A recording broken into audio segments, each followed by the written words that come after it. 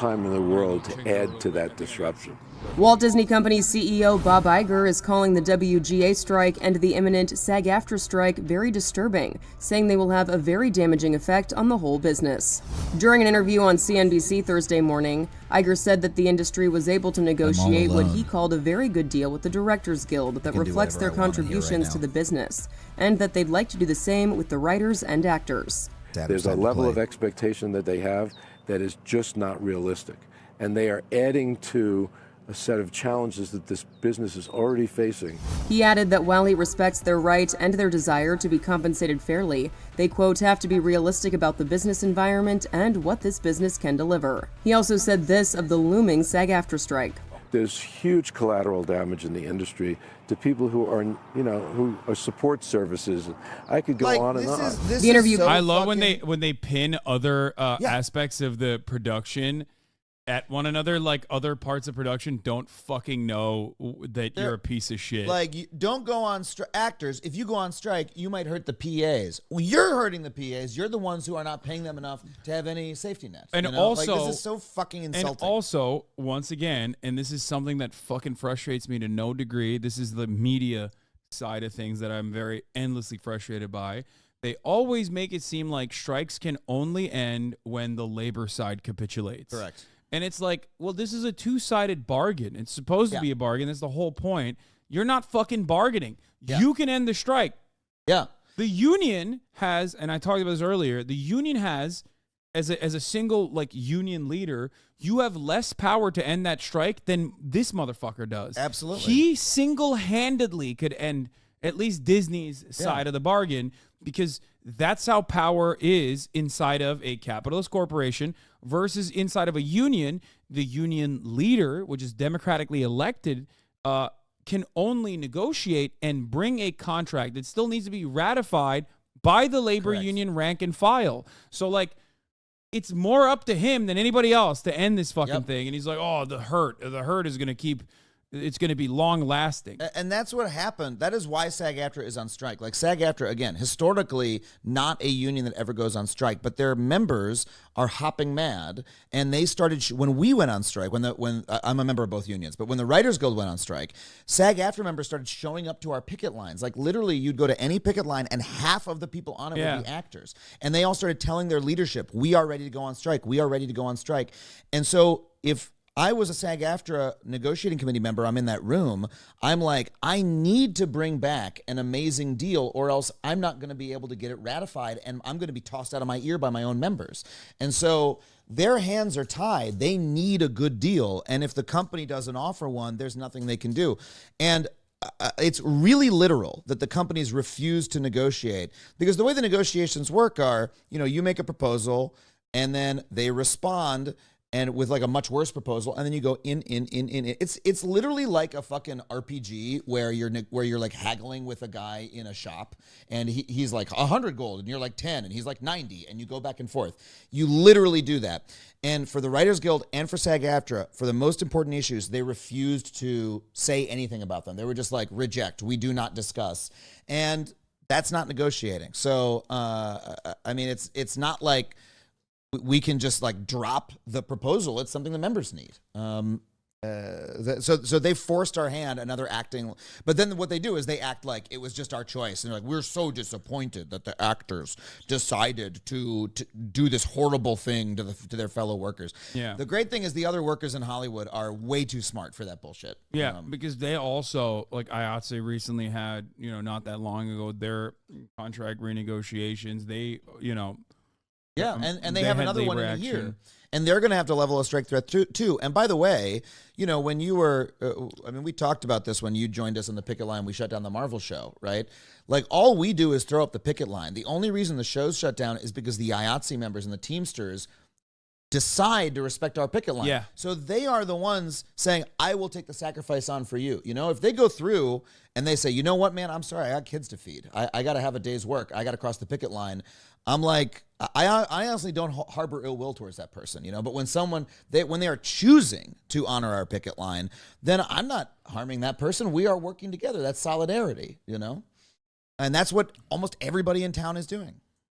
I was speculating what I think is what they want to do basically with AI, especially paired up with VFX, which is like an aspect of the commodity production that is like one, international. Yeah. And two, not really usually unionized. Non-union VFX. It's non-union.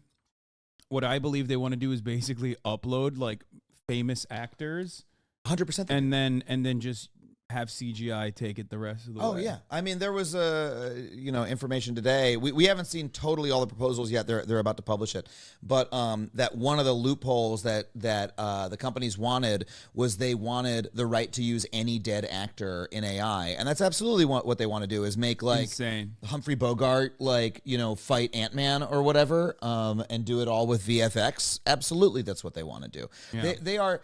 And the reason they want to do it is they see it as an opportunity to break the unions. They're like, hold on a second. What if we can do it without writers and actors? Then we don't need to deal with these pesky unions anymore. First of all, they can't do it without writers and actors. We're too important to the process. Second of all, we're not going to let them do it. We're going to put in place protections in our contract. Yeah, I love the idea of like you look at all of the massive blockbusters just failing left and right. All of these like big movies. And oftentimes they're not actually a product of like passion, but instead a studio decision where they put writers to work, where they put actors to work. Obviously, no one's going to say no to that, contract. Yeah. They're just trying to make a living. But all of these flops, they look at that and they go, what would be even better if we just made it somehow worse? Artificial intelligence writing. And artificial intelligence, superimposed all they faces. want is the product to be cheaper. That's all that guys like Zaslav and Sarandos know how to do is make the product cheaper. They don't know how to make it better because they're business people. They're not creative people. But this is why I'm so excited to see Mission Impossible tomorrow and why I love Tom Cruise for making the movies the way he does, because he makes his movies. It's him with Scientology, fucking with the power. Apart from the Scientology, the power he uses Scientology, which I respect, and L. Ron Hubbard's methods work wonderfully. Yes, but he, the way they promote this movie is like, guys, it's me, Tom Cruise. I'm on a moving train. We figured out how to shoot on a train. No one's ever done it before. No one will ever do it again. This is real movie making. I'm here, a human being. I'm doing this for you because I love making movies. And to me, I'm like, fucking sign me up. That's what I want to see. And I think that's what people still want to see. I think that's why that movie is going to be a big hit, because you can fucking tell that he's doing it, and then it's not, it's not some insane. VFX creation. I mean, I do respect it. Yeah. And we need people out there doing that. And Scientology as well. I respect both. And then he goes and drives his car that was washed by a bunch of unpaid Scientology slaves, and Yeah, I mean that's just par for the course. How else are you going to do practical effects and stunts at the age of like 67? He's just sucking the life force out of Shelly Miscavige. He's just with a straw. I don't know how he's doing it. It's what is it? The tenons? No, what are they called? The Dianetics? Yeah, they're doing something. They're doing something over there. He's 61. Jesus fucking Christ, dude. That's insane to do what he's doing at 61. It's incredible. And there's no one else doing. I mean, you can look at Keanu and go like, Keanu's like halfway to Tom Cruise in terms of his stunt. But he only does like John Woo style kung fu sequences. He doesn't just like, which are also really difficult in and of itself, but like he doesn't like hold on to an airplane as it's flying. But he works so hard. You can tell that he's like, I fucking care about this, and I'm going to get this choreography right. Yeah. I'm going to make this awesome. And like, just like I could watch him do his shoot the guy, grab his gun, fleece him, reload it, toss the thing at the guy. Just like that little thing that he created. I could watch him do that for hours on end because he's physically doing it. It's just like beautiful to watch someone good at what they do the thing that they do. And that's fundamentally what people like in movies. They love the writing, they love the acting because it is actually good. And these companies want to kill that, and they want us to just watch slop. And there's a role for slop. I like watching slop sometimes too, but like we don't want that to be the entire entertainment. I mean, I'm a slop procurer, so as a Twitch streamer, this is true. I mean, this is essentially it is what it is. But you're bringing your own special set of skills. Yeah. Well, I mean, yeah, I'm fighting against news media is different. Yeah. But Look, I mean, I'm a fucking YouTuber now, so I would be very sad if this was all there it was. Like if all content and all media was just like YouTube and Twitch, that would be devastating. Because you know what I do when I end this fucking stream? I sit in my living room and I turn on Hulu, I turn on Netflix, I turn on HBO, and I watch actually well-produced forms of art. Yeah. I'm watching The Bear right now. And so do the people who are watching your show, this stream. Yeah. Like, what are people doing while they're watching the stream? This is low energy entertainment. They're doing their homework. They're doing their email. I'm sure there's some people who are watching it right here, but like a lot of folks are listening to a podcast. They're doing the dishes or whatever. Yeah. And then when they really want to zone in on something, they probably go watch The Bear as well. Because there's different nothing, types there's of nothing media better for than just different like experiences. going to a movie theater and watching a fucking movie. You know what I mean? It's still an incredible experience. You go with your friends, you eat some popcorn, you take out a mortgage, and then use one of those new fintech. Use one of those fintech things that you can get 8 loans on for the nacho cheese. And people still want it, and they're always going to want it. And everyone says, "Oh, what's going to happen when you replace it with AI?" That's like so fucking ignorant. They will never be able to fully replace us with AI. They might be. They're going to try to reduce our wages and working conditions using AI. But people are always going to want that experience. If there's some sort of new all AI media, it'll be a different form of media akin to video games. But, we've had video games for 40, 50 years. Movies still exist. Television didn't kill movies. Movies didn't kill the radio. The radio didn't kill theater. Like, new forms of media exist alongside old ones. People are always going to want to watch American movies and television. Well, wait. Somebody told me about this. Can we watch this? Oh, this is like kind of ominous. I don't think it portrays him in a good light. People on Twitter liked it, but it's like kind of weird. I love my popcorn. Movies, popcorn. Like the weird buzzing in the background makes it so much scarier. What's with his hair? And his fucking hair is so bad. He looks really bad. So, but here's the funny thing is that we all used to, 10 years ago, 15 years ago, people hated Tom Cruise for being a weirdo. Now they're like, he's our weirdo. This guy's such a freak. We love him. Look at him try to be a human. Yeah, but I mean, he is not a human. But also that's what makes him fucking Tom Cruise. And that's how he can make the movies that he can make. And sometimes when he's on screen and do you remember Edge of Tomorrow? You see that movie? And there's great. Is incredible also movie. Based off of an anime, I think.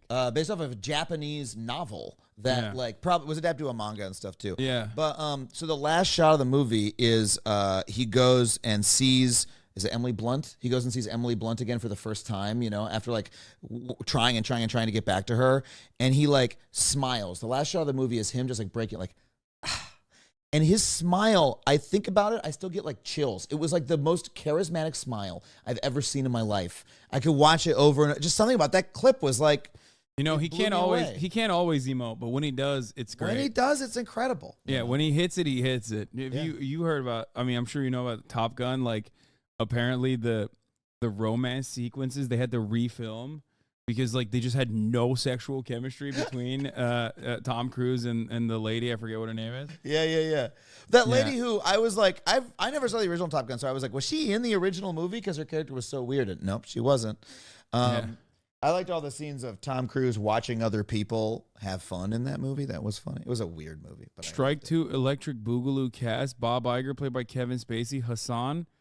Wait, what? Adam Conover, played by Sebastian Stan. Okay. Who's Sebastian Strike Stan? 2. That guy doesn't look like me. Well, now the weird thing about I Ted love that Sarandos, you made Ram Charan me because I think he's so hot. The wild thing about about Sean Astin is he's actually on the SAG-AFTRA negotiating committee. He's one of the main people like in SAG-AFTRA fighting, whereas Kevin Spacey is a sex, yet another sex rapist. And they really shouldn't be next to each other. Yeah. I mean, Sean Astin is a nice guy. A sex rapist. I mean, I'm just trying to like express how loathsome Kevin Spacey is. He's a sex. Yeah. I was like, wait, isn't he on harasser, trial again or assaulter? something? I don't know. know. You should not say these things. Kevin Spacey has eyes and ears everywhere. I am not scared of Kevin Spacey. Come at me. I'm Kevin. actually scared. Kevin Spacey has more bodies than the Clintons, dude. And also is very friendly with the Clintons and also Jeffrey Epstein. I think. But yeah. Oh my Lord. While the strike continues, will actors try to get on Twitch? Probably not. I mean, I do have one actor friend who's trying to do live streaming right now. Mason Gooding. Yeah, I mean, Twitch is hard, man, and you know, but not because of the strike. Yeah, you do well on here, but it is not a good business for the average person. It's not something that I recommend people try to get into.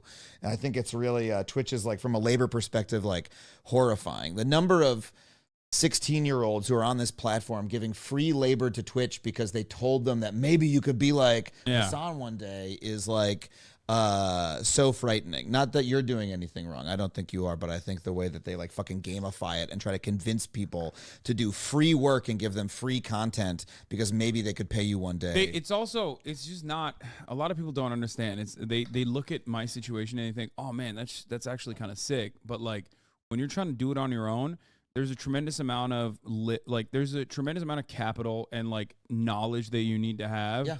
Over just like working this entire process. And then also on top of that, you're just getting shit on. I don't know why any other like entertainment provider would ever use this as a medium unless they also have like a weird brain issue like I do where unless they have a weird brain issue like I do where they don't mind having giving so much access. Yeah, it's pretty rough. I'm having to, I mean, my thing now, I'm on the way I make a living right now is on YouTube. I put my podcast on YouTube. I'm doing YouTube monologues, and it's a big transition for me for that very reason. And Jason, I'm only able to do it because I was on TV for like 5 years, and so I already have an audience. Jason Blum posted this and then deleted it. # Sun Valley Soldiers with David Zaslaw and the other producer guy. Jason Blum. That's not Blumhouse, is it? I thought that was a different Blum, but it could be. That would kind of suck. He probably deleted it because he was like, "Oh, I don't want to be in a photo with Zaslav." He's the Blumhouse guy. He is the CEO of Blumhouse Production. I mean, he is the CEO after all. I mean, that company does a lot of good shit. I know. I know. Like they're like one of the few like success stories of like they make cool shit, they make good art that's popular, that is, they make a profit. I don't know, maybe I don't know anything about what they're like to work with, but I'm like love a bunch of stuff that came out of there. Oh no, for sure. So that's yeah. I mean, why can't I go to this? Like, it really seems like I should be invited. Yeah. I could hold a gun just as well as those guys. I don't think you want to be around Zaslav with a gun. I'm just saying. Dick Cheney me. He's wearing the same pants. Yeah. He's wearing the same white pants. It's not, he doesn't even need to know about your takes on his fashion for him to want to maybe Dick Cheney you. Exactly. Sun Valley Soldiers. They skeet shooting? What kind of shooting are they doing? I think they're skeet shooting. They shoot those little plates that fly. Yeah.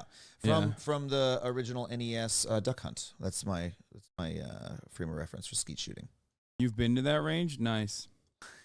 Have you seen the Freedom QAnon movie, Sound of Freedom? No. Dude, I can't wait to watch it. I'm very excited to watch it. It's the main guy is Jim Caviezel. You know who that is? Passion of the Christ. Oh, okay. Yeah. He was the Christ? Yeah. The Christ? I think so, yes. I think he was Christ in Passion of the Christ. But he's this is the new movie that all the QAnon dads and moms are watching and they love it. Oh God, this is the 8th time we're watching the fucking theatrical theater. How many pedophiles you got? 288. Wow. How many kids you found? What did he say? How many kids you found? How many kids you found? How many kids you found? How many kids you fucked? No. Wait, is he? No, I don't think he's saying that. That would be a red band theater. International crime network that the world has ever seen. It has already passed the illegal arms trade.